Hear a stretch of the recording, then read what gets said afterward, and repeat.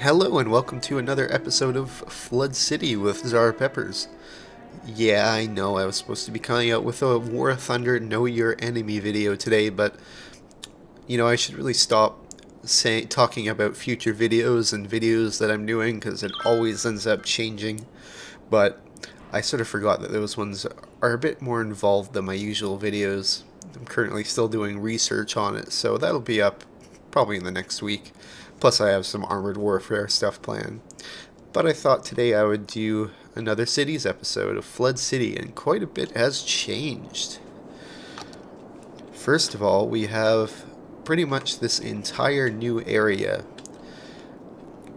A large commercial district. I also got I didn't even know about the After Dark expansion pack DLC, but I got that, which is pretty cool how you can get the clubs and the hotels and stuff. I got the snow one. Yeah, I know. Shut up, take my money, etc., etc. And it's interesting. I don't think it was worth $13, but the trams are nice to play with. I have a tram system over here. If I can find one. I also like the bike lanes and the bicycle paths. Here's my trams, my purple trams. And the winter gameplay is kind of fun, but I might do a video of it in the future, but I like this city at the moment. Anyways, last time, you remember, we were doing some modifications to this sort of floodway thing, and the water levels have gone up quite a bit. The primary dike here has been flooded out, and this neighborhood has been pretty much decimated, but the secondary dike is still holding. Here, we've made a whole lot of diking things. This area is probably the most vulnerable area to flooding because it's basically a big bowl, so if there's any failure in the dike system, then it's really bad news. So what we have is we have the primary dike here, which goes up all the way along here. We have a secondary dike here, and then we have the last line of defense here, which goes down this way, and if it does get this far, hopefully it'll channel the water through this channel into this sort of basin that also has a dike around it. Although this area, unfortunately, because the city is built up right against the dike, this area is less secure, although the worst of the flooding usually happens up here because the water flows downstream and then comes along here. So this area is a bit better off, and the dike's also pretty high here. But it is pretty close to overflowing here. And I did want to do some modifications to this thing again, so stuff might happen. I also added a few diversion channels, one here, and I've set it up so if when the water gets up to a certain level, then it starts to divert through here.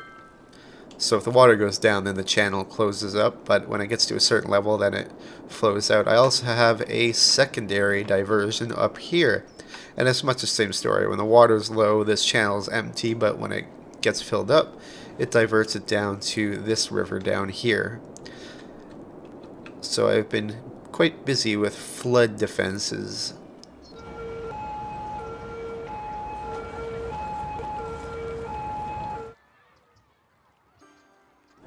The problem I was having initially with this diversion channel is it was completely flooding out this area with all my sewage things and the landfills over here. So I've dammed it to try and control the flow, but I think what I'm going to do is I'm going to get rid of the dams and then try and do what I did over here, where it only diverts once the water goes up to a certain level, and hopefully that'll work.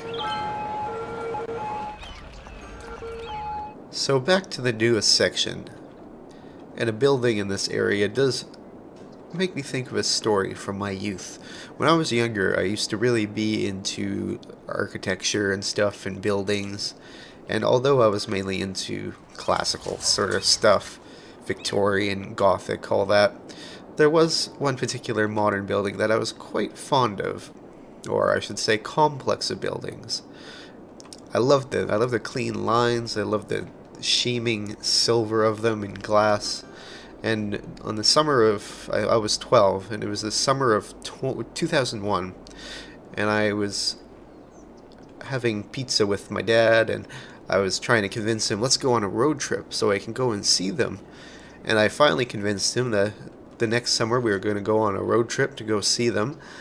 But then a couple months later, they no longer existed.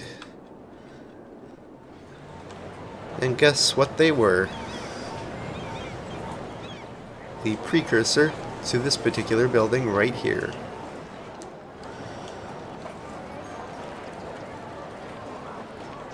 Eventually, because this road was not made to support this kind of area, but this highway actually seems to be doing pretty well considering the amount of traffic it's taking. I'm sure I am going to have to upgrade it eventually to a proper 2-lane highway, but for the moment it seems to be functioning pretty well. Cool, lightning. What I've also done is I got a mod that allows you to keep track of your citizens, so I've kept track of 3 citizens that we can, well, keep track of in the future. First we have Stephen Blackwell, Sunset Park resident, who lives in the middle residence right here. Where is he right now? Let's try and find him. Is this him? Oh yeah, that's him. He is currently at the Mega Shopping Center. Now, Nancy Scott. Where's Nancy Scott? She is currently waiting for a bus. I guess she's going home. Where is her home, anyways? She lives in an apartment over here in Hemlock Hills. And last we have Anna Scott, who I believe lives out here in the boonies. In this little apartment building right here, I guess. Quaint little place, quite cute. Nice. I like this neighborhood. I like these kinds of houses. Now I'm currently trying to empty these to landfills so I can build some stuff here and fill it out a bit better.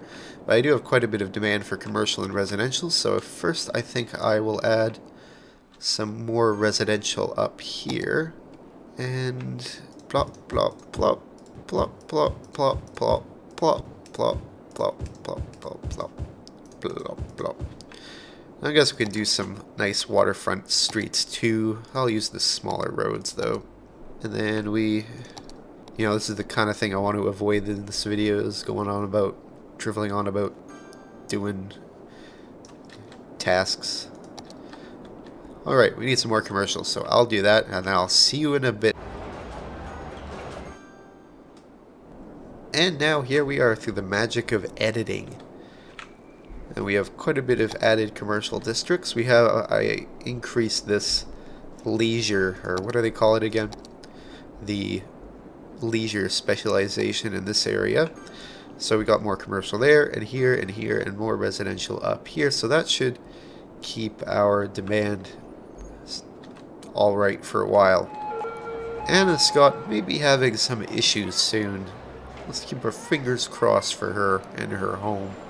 Alright, so what we're going to do is we're going to demolish these 2 dams and then let it sort of flood this area temporarily, and then we'll try and do a similar diversion that we have here in the other place. So, without further ado,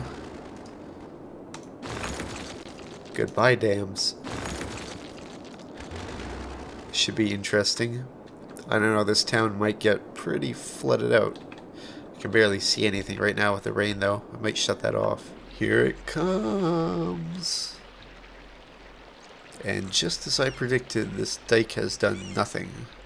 But then again, it's not really made to deal with something like this. But that's alright, it'll just flood through here.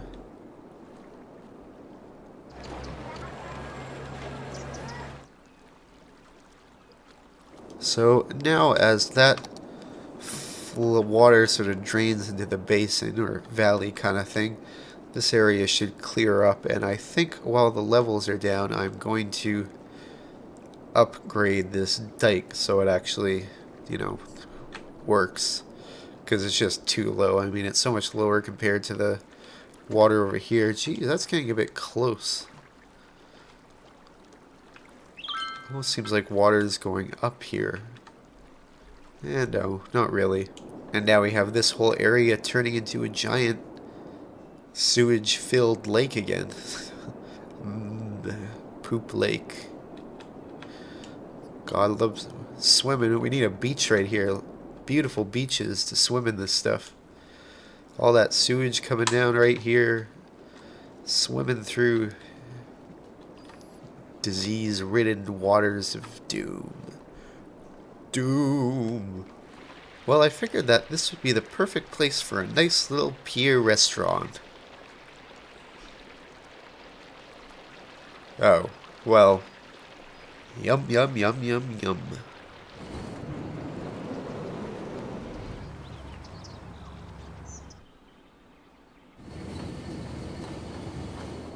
You know, even with my GTX 980 Ti and 6-core i7, with the city, with everything going on right now, it's getting a bit low framey. I'm at 25 frames per second. When I go down here, I'm at 18 frames per second. But I know there is a lot going on. This area is cleared out now. See, this is how it works. So when the water level is at low enough, then the water doesn't flow through here. And it's the same thing. It should be the same over here if it's gotten that far. No, the water hasn't quite lowered over here yet. But it's getting there. It's starting to lower here quite a bit, a lot. But what we want to do is make it so it does that here. So once the water level gets to as low as it goes, I'm going to make a thing high enough to block it off here. So then when it goes up, it'll just flow over here and sort of do what I'm doing with the dams, but do it automatically without demolishing them and rebuilding them, which realistically isn't a very practical way of making flood protection. This sure is a pretty view, though, with all those highways snaking up, going to the industrial areas up here. This is a very good game, I do have to say.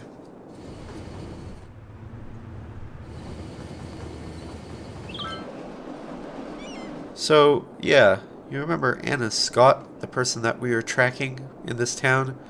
Well, she's kinda dead.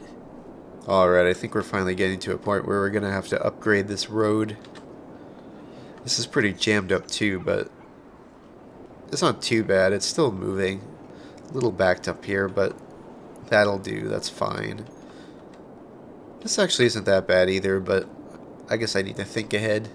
However, before working on the highway, I have now upgraded this dike, so hopefully, if the floodwaters go back up, this area won't be a complete and utter mess. I guess I should clean up these burnt down and abandoned places. We also have another area that always gets flooded, and that is over here. Water is starting to go down, but I guess we can get rid of these now.